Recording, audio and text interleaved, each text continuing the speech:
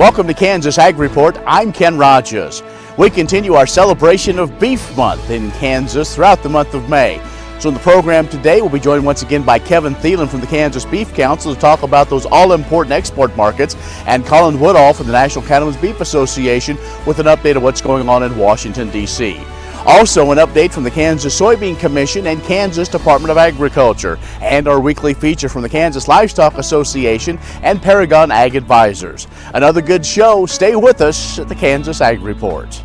Closed captioning brought to you by the Soybean Checkoff. Progress powered by Kansas farmers. KansasSoybeans.org. Farm Bureau, a grassroots ag organization representing the state's farmers and ranchers since 1919. KFB.org. Kansas Wheat Commission, leaders in the adoption of profitable innovations for wheat. Online at kswheat.com. Kansas Livestock Association, supporting our members' business interests to meet consumers' demands. KLA.org. And it is Beef Month in Kansas, and Kevin Thielen, with the Executive Director of the Kansas Beef Council, joins us once again. And Kevin, over the month we've talked about finding demand domestically and some of those good cuts from a burger or steak, but really one of the things that's very important is that export market all around the world.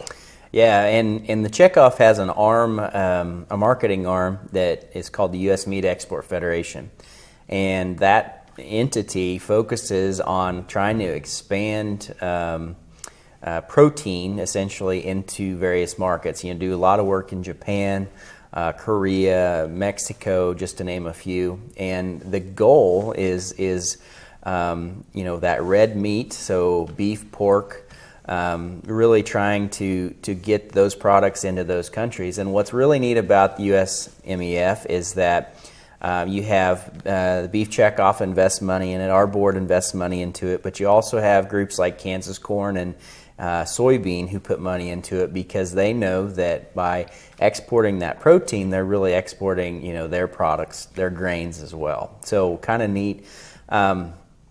We actually came together with Kansas Corn and we targeted Mexico and Korea with some individual promotions in those markets.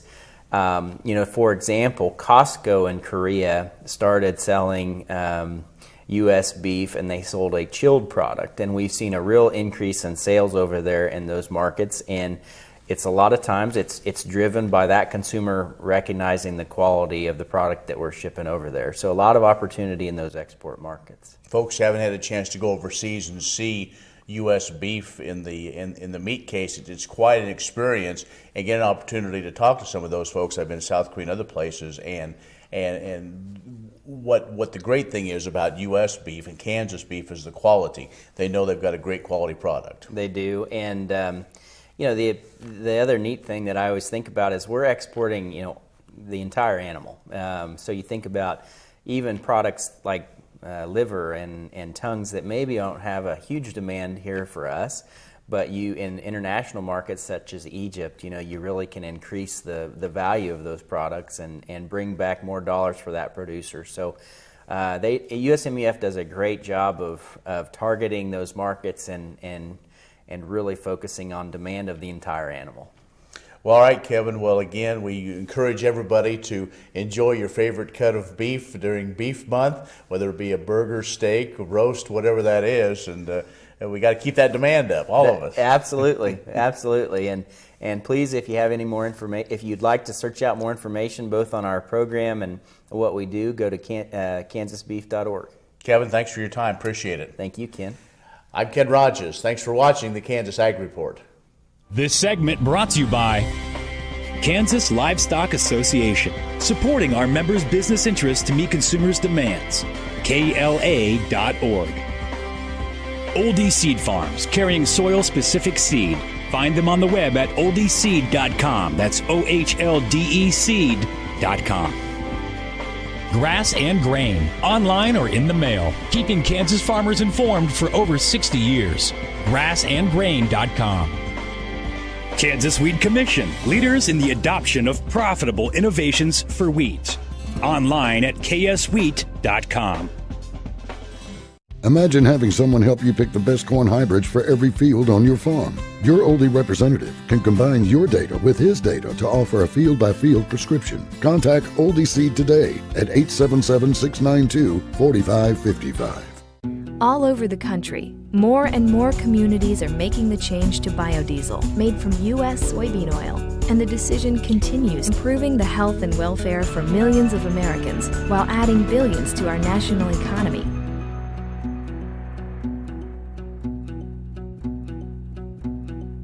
What does a brighter, more sustainable future look like in our cities and towns, and how do we get there? When New York needed an alternative fuel source to reduce carbon emissions, the city found what it needed in biodiesel made from U.S. soybean oil.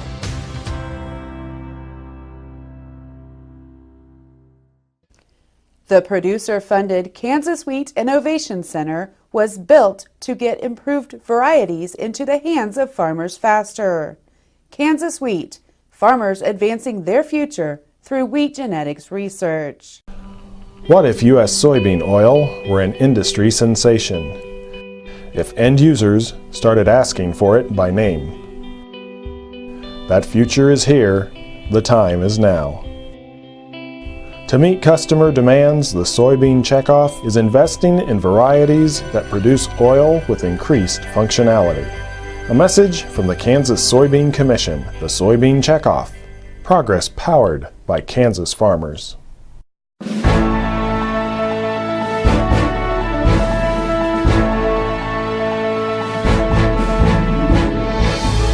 Welcome back to the show. A few weeks ago, we were in Washington, D.C. and caught up with Colin Woodall from the National Cattlemen's Beef Association.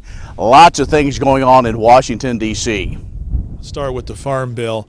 Overall, we're very happy with what came out of the House Agriculture Committee, specifically with the establishment of our vaccine bank to protect us from the foot and mouth disease. We're very excited that Chairman Conaway made this a priority and found the funding to get us on the books. It wasn't everything we were asking for, but he got us started, and we're very thankful for that. Where the Farm Bill goes from here, of course, is anybody's question, and it's one of the biggest parlor games being played in Washington, D.C. right now among ag lobbyists. All I know is that it's good for the cattle industry, and we're going to do everything we can to get this thing passed and hopefully get a final Farm Bill done before the current bill expires on September 30th. We have a little riff in the House. House Democrats, the committee, nobody voted for it. There's kind of a he said on who's to blame or who's to not, or is it simply just politics? Do you think the votes are there as we move forward that this might get done in a timely manner? It is disappointing to see that it was passed by a party line vote because historically farm bills have been bipartisan in nature. That being said, we have to look at the underlying bill. And from the perspective of NCBA and the beef industry, this is a good bill. And so that's why we're going to push both sides, the Republicans, the Democrats, and even some of the factions like the Freedom Caucus to understand that this is a good bill and we need to get it done now because waiting is not going to improve this bill. Trying to wait for some sort of new approach is not going to improve this bill. And we need certainty, and certainty does not include an extension of the current bill. We need this bill passed, and we need it passed now. Speaking of certainty and moving forward, since you and I talked, I think Paul Ryan has decided not to run for re-election, which means there's kind of a battle or be a runoff for Speaker. I know you're not going to take sides in a sense, but one thing is that agriculture probably needs somebody that understands it and can help be a champion in the House side, whoever that new Speaker might be. Now, we definitely want a speaker who understands the role of agriculture in this country and, more importantly, wants to help work with us. So we're going to be watching this very closely. And you're right, we're not going to take sides on this because we know several of the people who probably will be in the race. A lot of them are good individuals. This is a decision that the members of Congress have to make, and then we're going to do everything we can to make sure that we continue to work with them and to make sure that agriculture is a priority moving forward. We'll continue our conversation with Colin Woodall from the National Cattlemen's Beef Association in just a moment. You're watching the Kansas Ag Report. This segment brought to you by Farm Bureau, a grassroots ag organization representing the state's farmers and ranchers since 1919. KFB.org. Oldie Seed Farms, carrying soil-specific seed. Find them on the web at oldieseed.com. That's OHLDE seed.com. Grass and Grain, online or in the mail, keeping Kansas farmers informed for over 60 years. grassandgrain.com. Kansas Wheat Commission, leaders in the adoption of profitable innovations for wheat. Online at kswheat.com.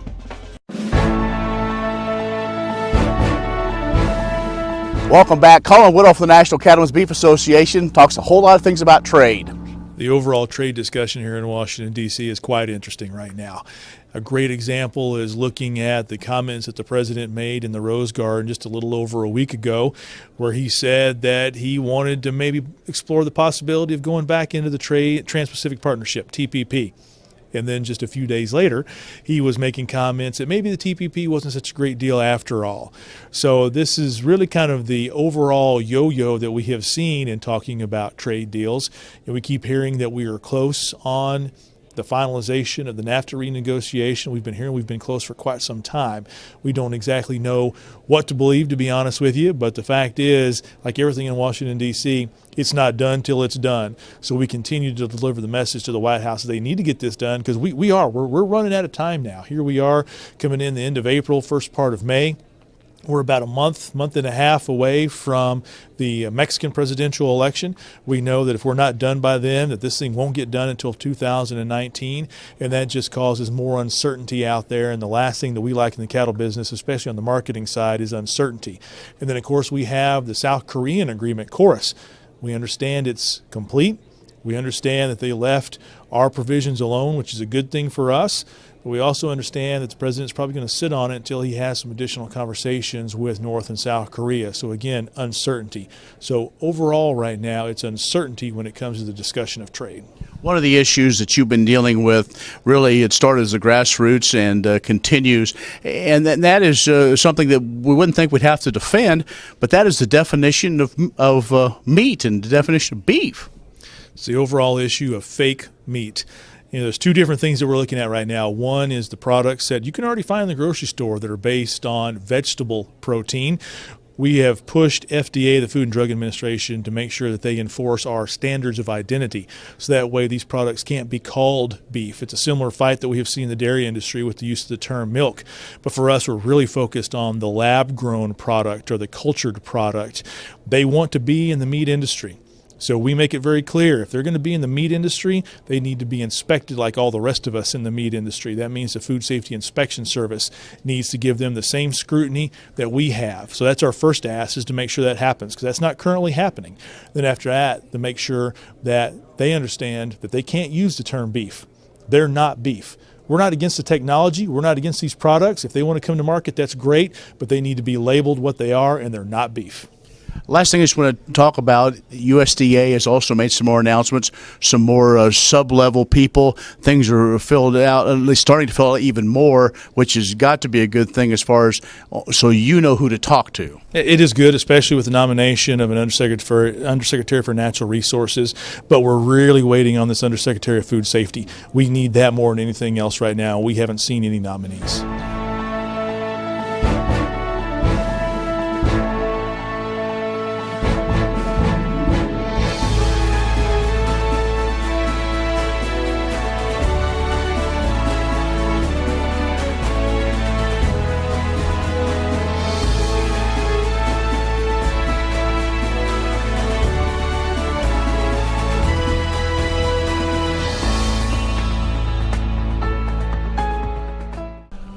What if U.S. soybean oil were an industry sensation?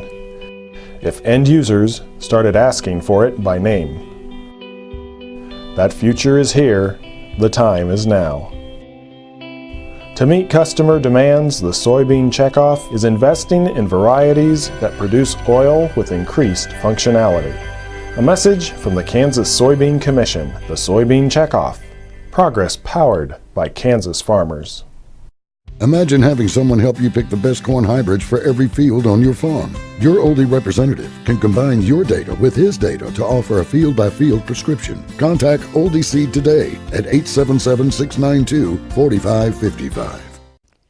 The producer-funded Kansas Wheat Innovation Center was built to get improved varieties into the hands of farmers faster.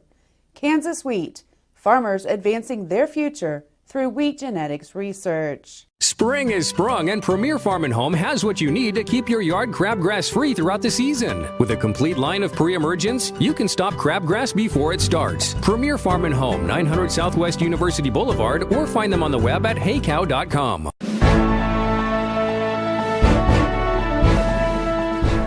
The American Soybean Association is accepting applications for its new Ag Voices of the Future program, sponsored by Valent USA. It is for young people interested in improving their understanding of major policy issues that affect soybean farmers, the importance of advocacy, and careers that can influence agricultural policy. The Ag Voices of the Future class will be conducted in conjunction with the ASA Board of Directors meeting and Soy Issues Forum, July 9 through 12 in Washington, D.C.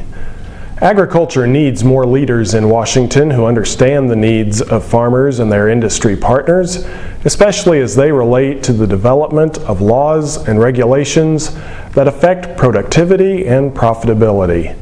The proportion of rural congressional districts is at its lowest point in history. More than half of the U.S. population currently resides in 39 of the nation's largest cities. As a result, congressional staffs, regulatory agencies, and other federal positions often are filled by those with limited understanding of farming and related industries. Ag Voices of the Future will expose young people with farm connections to major policy issues and advocacy. It also will encourage them to consider careers with industry associations and in the government. For more information and to complete an online application, visit soygrowers.com on the web and find Ag Voices of the Future under the Learn tab. Applications are due June 1. At the end of May, Blue Jackets from across the state will head to Manhattan as K-State plays host to the 90th Kansas FFA Convention. The state convention is an opportunity to celebrate the impact FFA makes in the lives of students and communities throughout Kansas, and to recognize the leadership and skills being developed through this valuable educational program. The Kansas Department of Agriculture is committed to supporting ag education and FFA throughout the state because we know that today's ag ed students are tomorrow's agriculture leaders and agriculture workforce. There are more than 13,000 agriculture education students in Kansas high schools and 195 active FFA chapters in Kansas, and it continues to grow with new agriculture education programs and FFA chapters as schools across the state recognize the importance of ag education in both rural and urban settings. Ag education in Kansas schools combines classroom instruction with work-based learning through supervised agricultural experience programs, known as SAEs, that give students hands-on experiences in workplace settings in their communities. Last year, a dozen ag ed students attended the first Youth Water Advocates program dedicated to water conservation awareness, and some are developing water-focused SAEs. Also last summer, KDA hosted the first SAE Summit, attended by 25 ag educators, focused on teaching tips and tools for placing all students in an SAE partnership. KDA is proud to support FFA during the state convention and throughout the year, as Ag Ed is the foundation for the future of agriculture. For more about FFA or ag education in Kansas, go to the KDA website at agriculture.ks.gov/aged. What if U.S. soybean oil were an industry sensation? If end users started asking for it by name? That future is here. The time is now. To meet customer demands, the Soybean Checkoff is investing in varieties that produce oil with increased functionality. A message from the Kansas Soybean Commission, the Soybean Checkoff. Progress powered by Kansas farmers. You need a partner that you can count on to be there for your business. Providing a depth of understanding to risk management issues so you don't have to. A knowledgeable support team located in your area, delivering products and services to make you more successful.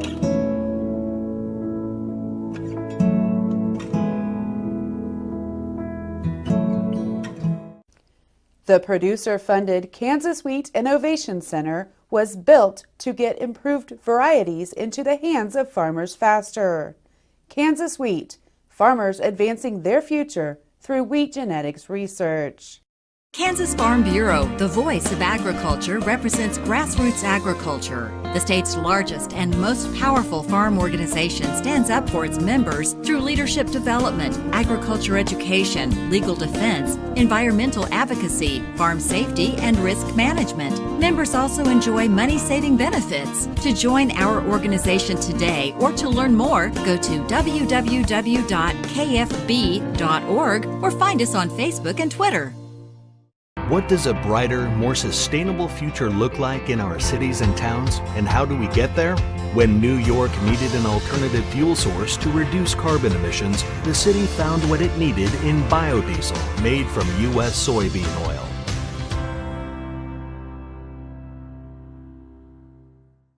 Imagine having someone help you pick the best corn hybrids for every field on your farm. Your Oldie representative can combine your data with his data to offer a field-by-field prescription. Contact Oldie Seed today at 877-692-4555. The producer-funded Kansas Wheat Innovation Center was built to get improved varieties into the hands of farmers faster. Kansas Wheat, farmers advancing their future through wheat genetics research.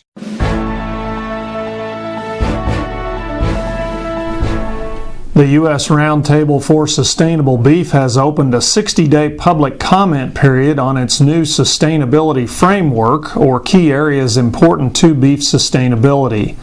These indicators will help ranchers, auction markets, feed yards, packers, supermarkets, and restaurants continuously improve the sustainability of U.S. beef. The framework was developed through the collective efforts of more than 200 individuals serving on the U.S. Roundtable for Sustainable Beef, including members of the National Cattlemen's Beef Association and Kansas Livestock Association. Priority indicators identified by this group are animal health and well-being, efficiency and yield, employee safety, land resources, water resources, and air and greenhouse gas emissions. The metrics and self-assessment guides will serve to assist each segment meet sustainability challenges.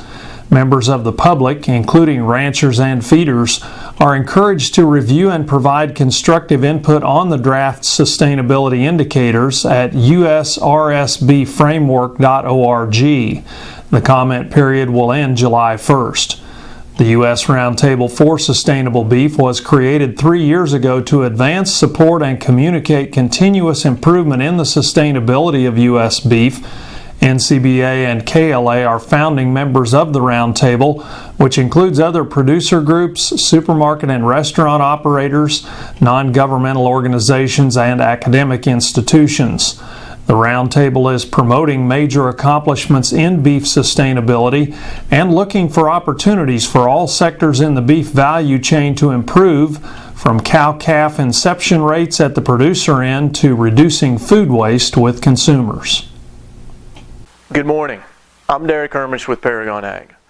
School is out for summer after this week, and it brings to memory a time when I used to be so excited I could barely contain myself. I was so happy. As a young boy, my enjoyment for reading and learning was far outweighed by my hatred of having my schedule dictated to me and being told what I could and could not do.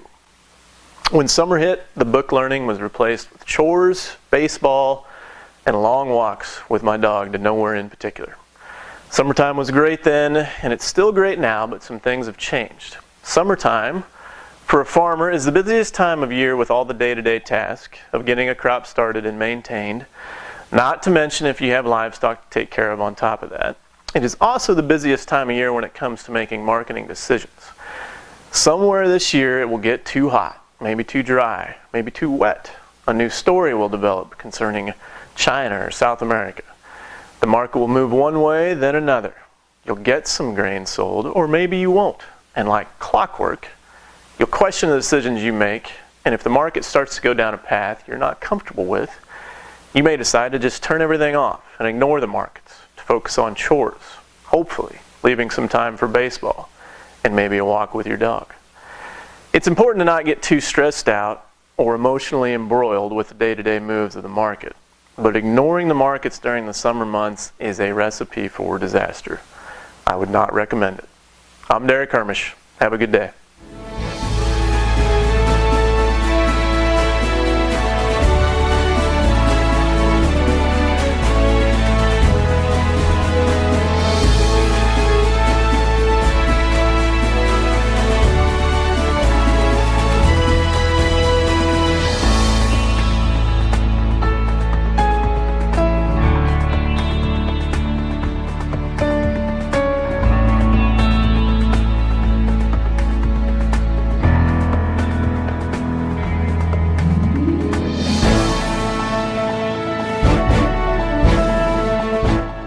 And that's our show this week. Be sure to follow us online at kansasagreport.net, on social media at Facebook and Twitter.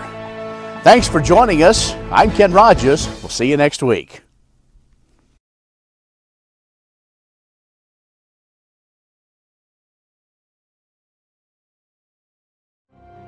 Closed captioning brought to you by The Soybean Checkoff. Progress powered by Kansas farmers.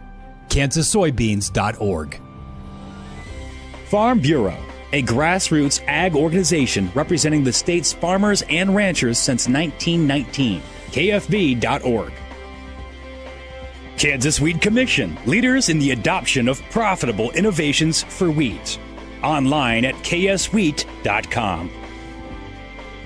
Kansas Livestock Association, supporting our members' business interests to meet consumers' demands. KLA.org. What if U.S. soybean oil were an industry sensation? If end users started asking for it by name? That future is here. The time is now. To meet customer demands, the Soybean Checkoff is investing in varieties that produce oil with increased functionality. A message from the Kansas Soybean Commission, the Soybean Checkoff.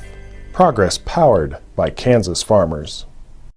Kansas Farm Bureau, the voice of agriculture, represents grassroots agriculture. The state's largest and most powerful farm organization stands up for its members through leadership development, agriculture education, legal defense, environmental advocacy, farm safety, and risk management. Members also enjoy money-saving benefits. To join our organization today or to learn more, go to www.kfb.org or find us on Facebook and Twitter. The producer-funded Kansas Wheat Innovation Center was built to get improved varieties into the hands of farmers faster. Kansas Wheat, farmers advancing their future through wheat genetics research.